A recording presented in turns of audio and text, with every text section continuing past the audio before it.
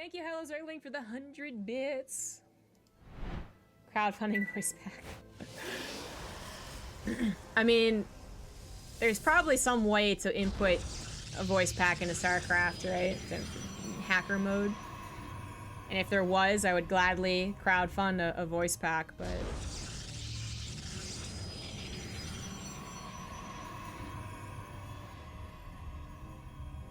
Hells yeah, Uncle Slim.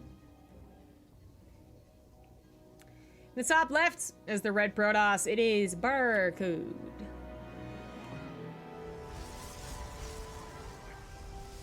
In the bottom right, as the blue Terran, it is uThermal.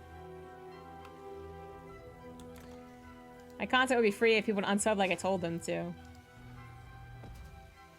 Yeah, Fair Dragon's the only one I know of who was a little weird. But even people who like do it as a side job, you know, right? Like they still should be being paid. And the issue is, right, the thing that makes it so awkward is that I'm not saying anyone should feel obligated. It's just the way it's said, kind of like the tone inferred upon, you know, from the internet, which is always a terrible thing. Just doesn't sit well with me. I still like understand their meaning and I don't disagree with it. The weird thing is that it used to be, the process was, if you were showing a decent product, you were getting something for it because of ads, right? Even if it was just pre-roll ads or something. But because ads became such a absolute waste of time to even consider with the amount of money they returned, and now people just hate them in general. Yeah.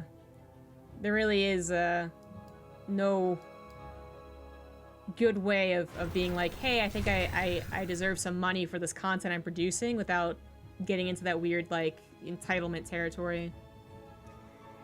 Anyways. Thank you, Diabo, for the 10 bucks. Thanks for the free content. Oh, I'm so... Oh my god, you said the phrase, we also gave $10. Oh, I'm so confused. No, thank you very much, Diabo. Final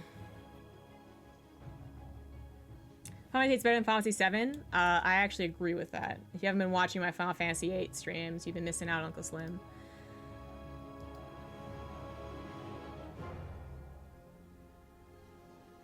Yeah, sorry, Maynard. I guess I kind of skipped over the whole part where Twitch used to be actually really good about making money off of ads. Anyways, so we have a Stargate opener versus just a typical factory expand, or nope, fast expand. I was thinking of FE and factory came to mind. Fast expand into the 111. No bunker coming down here, but luckily for him, he didn't need it. Hellions are a little bit tricky as far as early defense goes, because actually they're not bad. They don't do extra damage versus a Stalker, right? But against an Adept, fine. Against a Zealot, fine. And against a Stalker, they have the benefit of numbers. So if you're producing Hellions, even if they were poking with a Stalker, they might not trade out as well as they think they will. And they can't retreat either, because Hellions are faster. But of course, the biggest thing about Hellions is not their defensive properties, not at all. It's their offensive properties, actually getting in there to the natural and doing some sick damage. Now, this barcode does have some units prepared. I like its little positioning here. But unfortunately, just the fact is, Protoss don't have a lot of units in the early game. So the Hellions do run by, but one was almost instantly picked off. And there's the surprise Phoenix, which uThermal did not know about. No scout in that Stargate. And if he saw it was a Stargate, even if he saw it was a Stargate, he might have assumed it was going to be an Oracle. So that was not as bad as it could have been. 5 probes go down. The only real way you can do better against Hellions like that is by building a wall. But the downside of building a wall is that if they do a tank push, you can have this awkward SimCity going for you. So this Phoenix harassment, some of the only scouting that our Protoss has done, by the way. So they both were a little bit in the dark. But seeing nothing to really worry about. Not quite seeing the 3rd CC timing, would like to see that. I'm imagining uThermal goes mech in this game. Just because he has been doing that, but nope. It's actually going to be bio. Just swapping that off and going for a Hellion Banshee opener for some harassment. The Banshee being a bit of a surprise here. No Oracle to help out, and the Observer only just now being cranked out from that Robo. Means that this Banshee is going to do some damage, but mostly lost mining time. Yeah. I mean, still not too shabby. Actually, ooh, ducking around here. The Observer goes to the south, Banshee goes to the north, and the Barcode had stopped paying attention to the little shimmer, assuming that the Banshee would just have escaped. I do not blame him for it, but it is causing some big damage here. Originally 2 or 3 probe kills, going up to 9, almost 10. And of course, there's still a second Banshee. When you see Cloak, always expect a second Banshee. We'll see if that can do much damage. Now this is protecting uThermal by being offensive. It's scouting for him as well.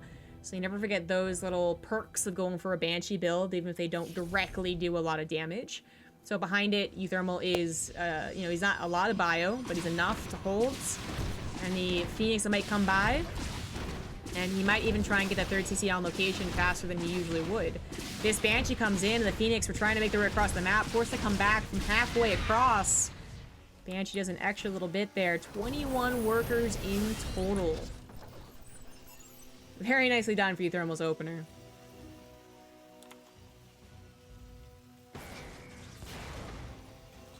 According to SC2 on Mass, that's Russian Protoss Strange. Okay, so we're gonna call him Strange. I might be wrong.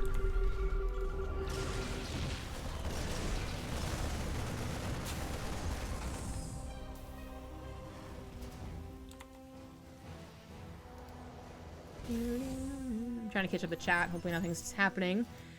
Strange is definitely taking a blow or two. These Phoenix also have not been able to do what they wanted. They didn't defend as good as they should have been capable of doing, and then they also haven't done any damage. They've been deflected every turn or just forced to return back home. So Strange really has not had an ideal opener here, but still now trying to get to his 3rd Nexus and get to Colossus. He, at the very least, knows with the scouting done by the Phoenix that the next attack isn't quite ready to go. So trying to take advantage of the time that he has, but it's going to change very soon. As soon as... Those little mines got really close.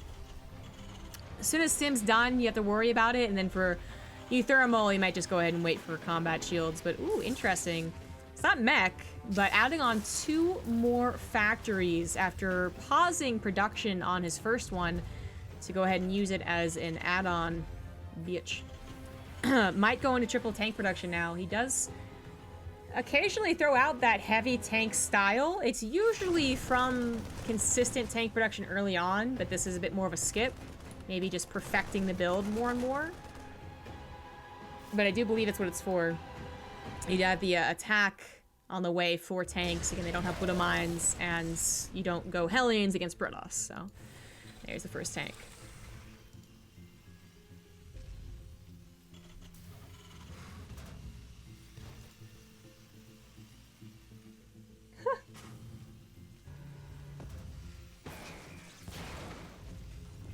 Pikachu Namu being appropriately called out in chat. Just calm your tits there, buddy.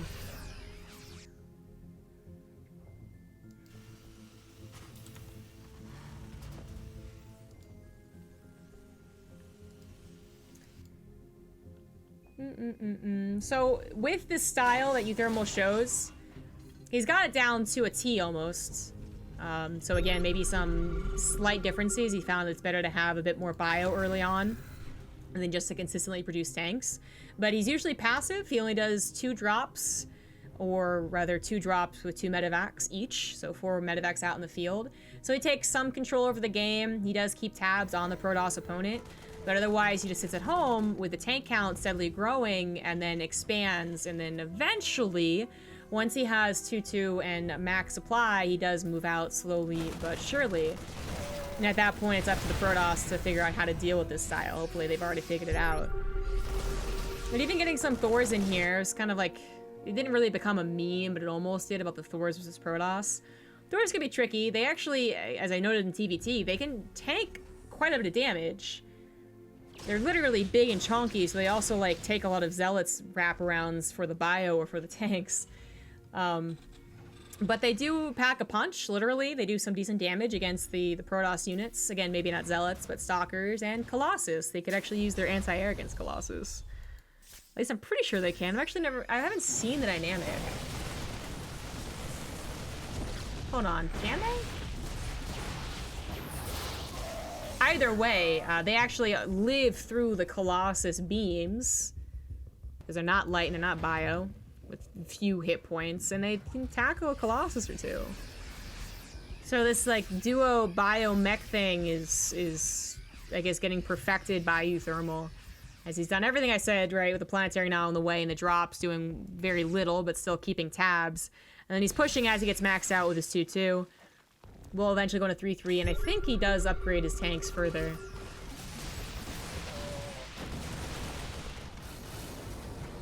So the Colossus can still do a decent job against the bio, because as you've probably noticed, uThermal went for Marauders initially, but then stopped producing them at all.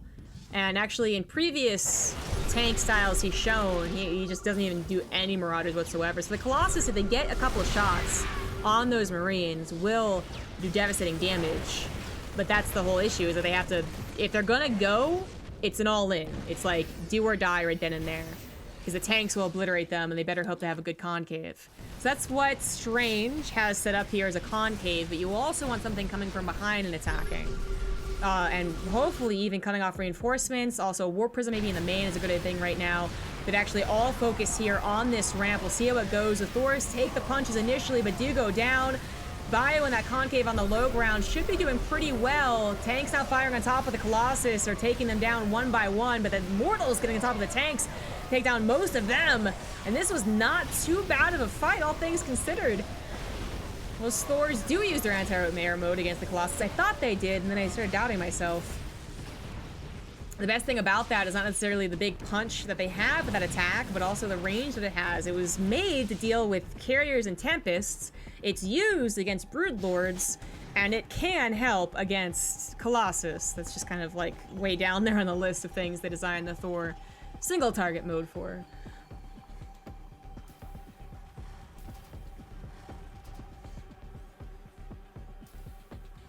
They should just explode like a nuke.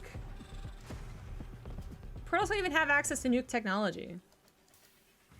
Why would a Colossus fall and become a nuke? It doesn't make any sense. So that attack was not so bad. I really thought it was going to go much worse. Now, they both had decent concaves. No one was really supremely bunched up. And the tank count of uThermal was lower than many other games we've seen from him, where I'm talking about literally like 12 or 15 tanks. He's now currently at 4 tanks being produced at a time, though, so we'll see that number again. But I really thought that with the positioning he had, the concave he had, just like the units he had, like I thought it was gonna go well. But it turned out to be kind of a wash, actually. Very even right there. We had Strange saving 1 Colossus and 3 Immortals, so a decent number of those robotics units. And then trading out with basically every single one of the expense units of uThermal. All of his tanks and Thors went down, although I do believe he saved a decent few medevacs.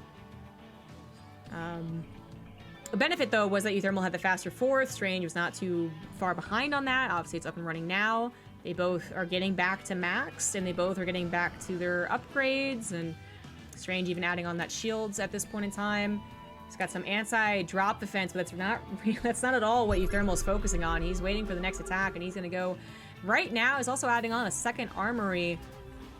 So we're going to have 3-1 eventually, and might even start to add on Vikings. I don't know. I've not actually seen a style, this style, go this far. Usually it's that one attack is done either way. So I'm not sure what his 20-minute plan is.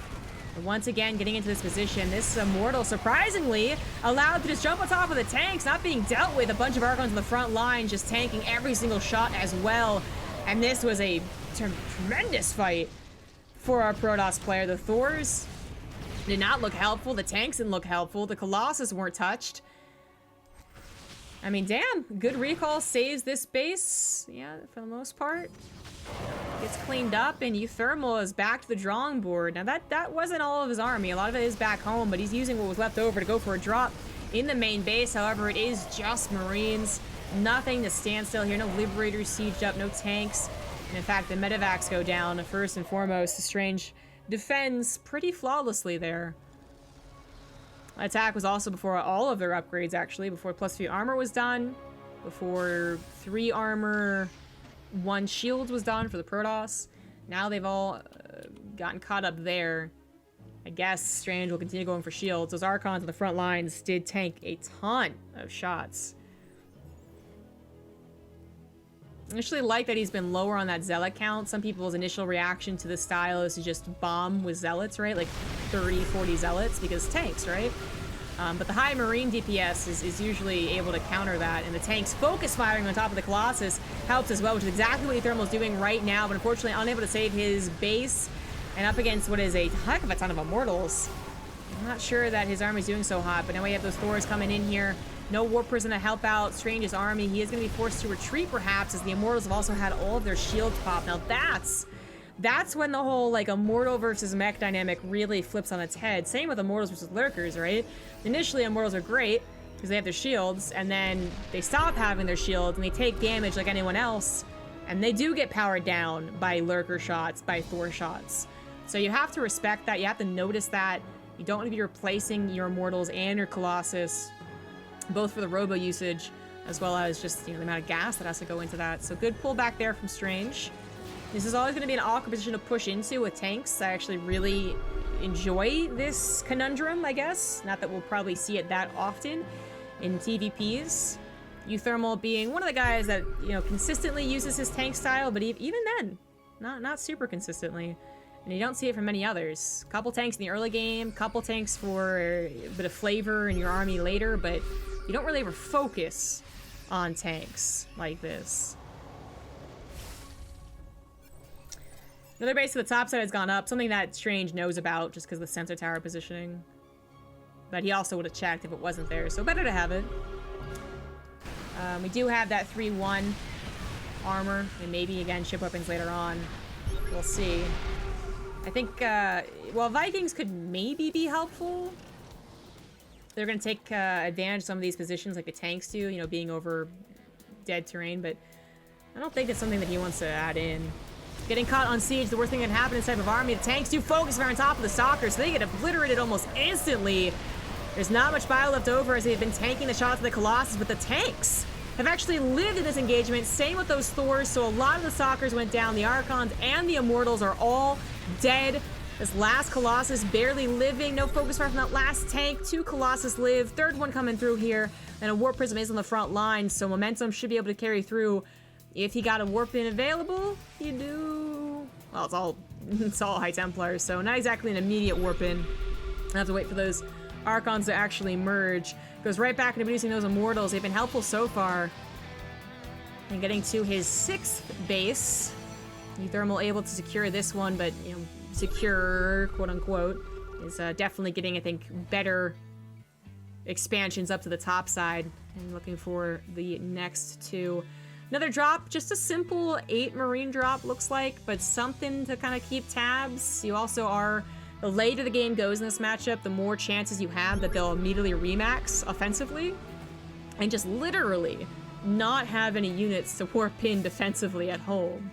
So it's always worth to try and do that if you have that peace of mind, which uThermal's a very good Terran, so of course he does, and he finds a very weak mineral line, so immediately just destroys like 8 probes there. Now gonna target fire the Nexus. That should not go down, but he might even be able to take on these Immortals.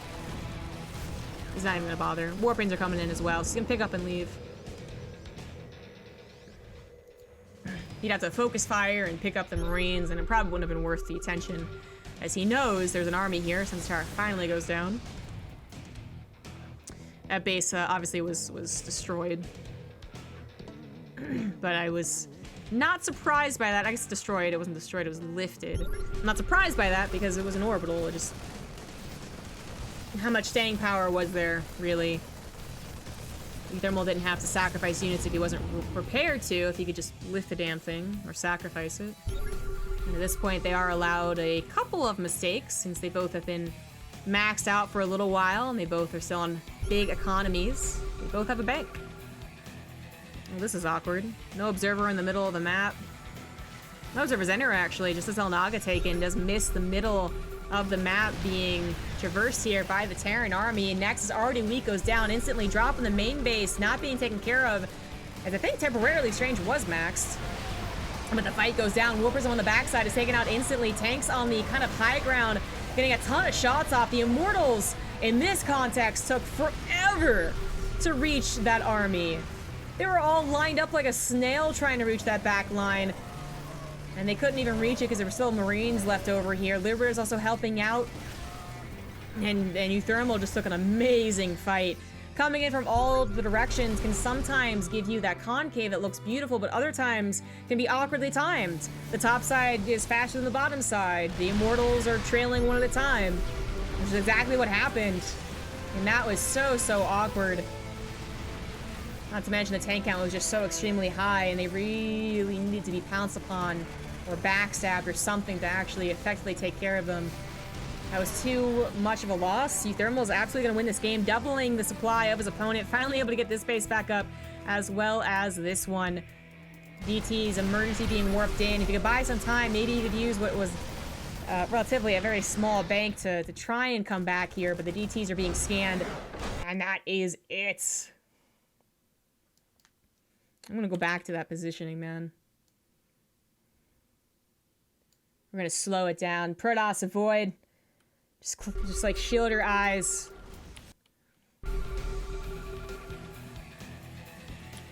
Got 10 tanks here. These Liberators barely helped out. They were mostly to stop this ramp from being used. Here it comes. Here it is. So yeah, you got this army that isn't actually... Like, the Marines instantly take out this army. Bottom side, Thors actually get to attack the Colossus. And then those Immortals just took forever to actually get on anything.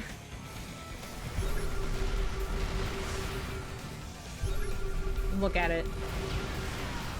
This army's like, we can do something. Oh no, wait, we don't have any range. We can't match the tanks. And these Immortals are like, we're coming, guys. We got this. Oh shit, where'd you guys go? Oh, and this thing happened here. The Archons were like fucking everything up. Ugh. Oh, and these Liberators did help. Colossus walked up there. Super ox. Super awkward. GG. Well played.